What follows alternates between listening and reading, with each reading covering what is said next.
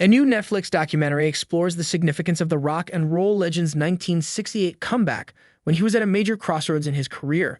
It wasn't until Priscilla Presley was 9 years into her relationship with Elvis Presley that she got to see him perform live for the first time during the taping of his '68 comeback special, which aired on NBC on December 3, 1968. You see all the girls lined up, all the fans going nuts, and I'm looking at this going, wow, Priscilla, 79, recalls to P.O.P.L. And he'd take his scarf off his neck and he'd give it to someone right there by the stage, and they would go crazy. It was really a treat. It was a trip, a great trip. The taping of the special came at a major crossroads in Elvis' career, as explored in Netflix's new documentary Return of the King, The Fall and Rise of Elvis Presley, out Wednesday, November 13.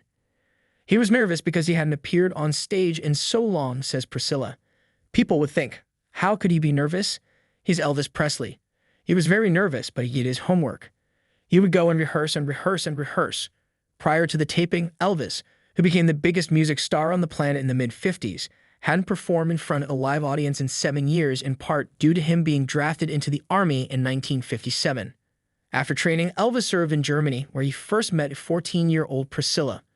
Following his return from the Army in 1960, Elvis' manager, Colonel Tom Parker, got him locked into a multi-year movie studio contract. He became increasingly frustrated with the scripts he was being offered. One day he was reading a script, and he threw it across the room and said, "I'm not doing this," says Elvis' longtime friend Jerry Schilling. The Colonel loved Elvis and vice versa, but Elvis outgrew the Colonel. Priscilla says he wanted to be in great movies, not the stupid movies that he did like Girls. Girls. Girls. That wasn't Elvis. Colonel did not get him really at all, she says. That was hard for both Jerry and I, but you couldn't say anything to Colonel. You just had to keep quiet. In one scene of the documentary, Priscilla and Skilling view footage of Elvis singing the children's song Old MacDonald Had a Farm in the 1967 musical Double Trouble. That's, to me, it's a crime, Priscilla says in the clip. It is a crime. To put him in that situation and sing that song. It made him a laughingstock, and he knew it. Though Parker tried to get him to do a family-friendly Christmas special, Elvis insisted on a return to his rock roots.